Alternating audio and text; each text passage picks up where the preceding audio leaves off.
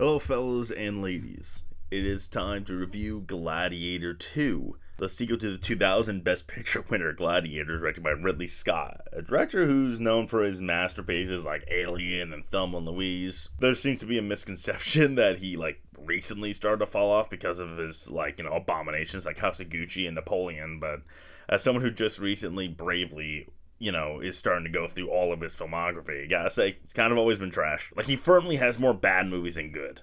But anyway, aside from that, in Gladiator 2, we follow Lucius, the son of Maximus, who's forced into becoming a gladiator by Denzel Washington, and seeks revenge on the leader of the Roman army for killing his wife.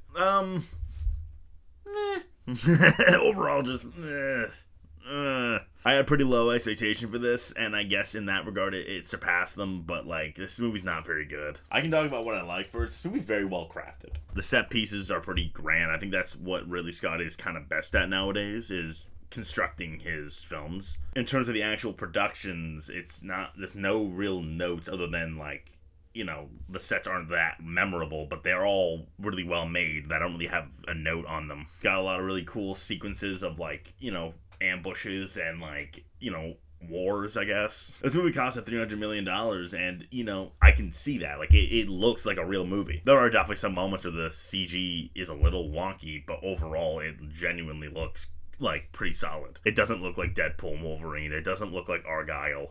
It looks like a movie. The costumes are really memorable, I'll say that. I really like the costume work in this movie. The stuff in the Coliseum are pretty objectively awesome. It definitely pulls back the grit and the fucking viciousness of the first movie, and then kind of instead goes for cheap gore.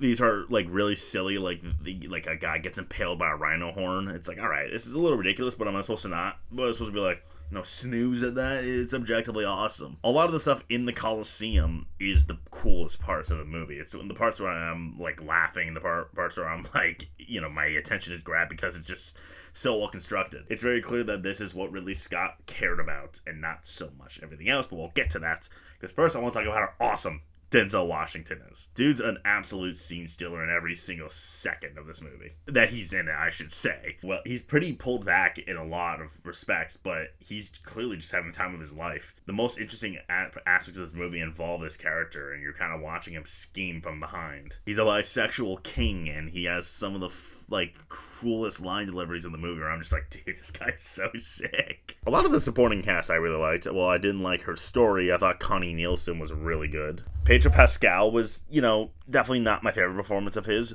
but I really liked his little Roman general, demeanor. Fred Heischinger and Joseph Quinn play the co-emperors, and I really liked how unhinged they were. Worst performance in the movie, I gotta say, is pretty far and away Paul Mescal. I thought he was not only really miscast, but pretty bad. And I say that as someone who's generally really impressed by Paul Mescal. I just thought his, he tried to bring his indie sensibilities here, and it just didn't work. Pretty committed to the gruesomeness, to the fights, and the gladiator aspects of this character, but he just doesn't work. I just don't believe this character from Paul Mescal. And granted, I'll say part of the reason I probably didn't care for this performance, apart from Paul Mescal not really bringing it or being right for this performance, is that the character Lucius is kind of nothing. I didn't care at all about this character or his plight.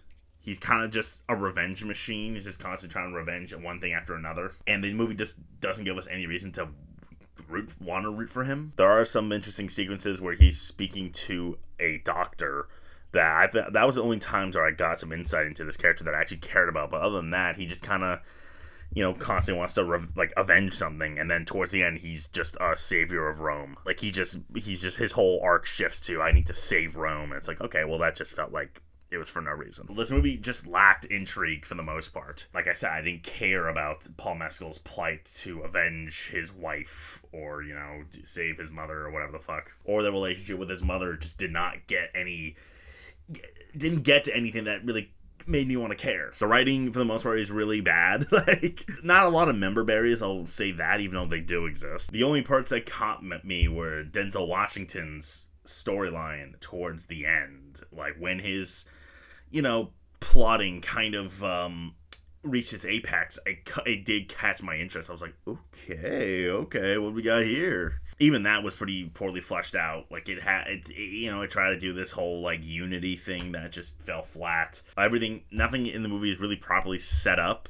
Even the Denzel Washington stuff, while it did pique my interest, it just felt like it was so sloppily put together.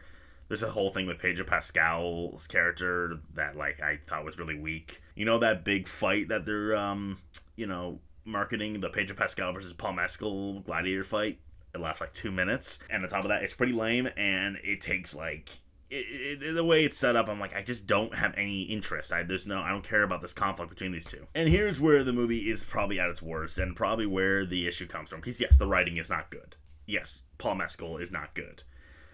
But I think the worst part is that Ridley Scott's directing overall is pretty dull. I think the movie just has a horrific pacing issue, on top of the fact that, like, outside of these set pieces, the movie just is not very well directed. He's clear that Ridley Scott only cared about the spectacle of Gladiator 2 and not anything else. The way that he barely even, and this is an issue with Napoleon as well, where like, yeah, these set pieces are really good and it's very well constructed overall, but that seems to be where Ridley Scott's care stopped. He didn't care to tell all the actors to be in the same movie. He didn't care to have these emotional beats work. He didn't care to light his fucking scenes not gray. What is with this man in gray? And I think, actually, no, that brings me to another point. Every scene outside of these big set pieces, or the scenes that Ridley Scott actually cared about, are like gray. When we're in the Coliseum, like, it is well colored. Like, it looks like a real movie, but the rest of the movie, like, the good chunk of this movie is fucking gray. I think it's because Ridley Scott just doesn't care. He just wants to make these cool set pieces in his head and, like, make them look cool, make them, get some boats in a Coliseum, make people fight sharks. I don't really care about historical inaccuracies. That doesn't mean anything to me. That scene was pretty sick. But it's like, once that scene was over, the next scene, I'm just like, okay. I think that's just kind of been an issue with Ridley Scott recently. He just cares about the spectacle more so than the actual movie. And for a lot of people, they're just okay with that. I'm not. I think this is simply another miss from Ridley Scott. And quite frankly, the more I talk about it, the more my score is going down. I just think Ridley needs to, like, actually care about something other than spectacle. Because when he does care, like with the sets, like with the set pieces, like with the big gladiator fights, you can see like how grand it is, how it works. However, he doesn't care about the smaller moments. Clearly, he just knew he had to put it in there. On top of that, he needs to stop working with David Scarpa because he's not a very good writer. And in the end, I just feel like this movie's gonna end up pretty forgettable when all said and done. While there are some fun sequences that made every primal instinct in me say fuck yeah, and Denzel Washington is simply the coolest man ever, between having an uninteresting protagonist played by a very miscast Paul Mescal and a plot so unengaging that even the coolest moments struggled to hold my attention, and overall it's just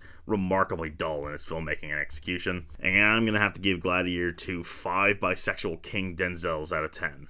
I think Oscar-wise, I'm on the camp that it's kind of done in Best Picture. I'm filming this before review embargo lifts, and I'm releasing it closer to the release on purpose. But I'm gonna go ahead and assume it's gonna waddle around in like the 70s around Tomatoes and waddle around in like the 60s, maybe even the 50s on Metacritic. That is just simply not good enough for this kind of movie. This movie that's, requires spectacle. It's not going to get goose egg. It's going to get costumes and production design pretty easily. Sound is very much possible. Visual effects is very much on the table. And I think Denzel Washington is getting in. I think Paul Mescal is done. That's over. Denzel Washington, he is going to get in, but he's not going to win. He's very good, but he's not going to win. And you will see why. It's very clear to me that they just don't care for Ridley Scott. And like they won't just go out of the way to nominate him. So I'm just gonna set in stone that Gladiator is not gonna get into Best Picture, like very easily not gonna get in. It's not gonna get precursors. Like I don't even think it's gonna get PGA. I just don't think there's passion that's gonna exist for this movie outside of its technical aspects and Denzel Washington. All right, that is that. I am done talking about Gladiator. If you're a Ridley Scott fan, stop yelling at me. He's not good anymore. Like, subscribe, and share. Then yeah, fucking don't yell at me. I swear to God, if you yell at me, I'm gonna punch you.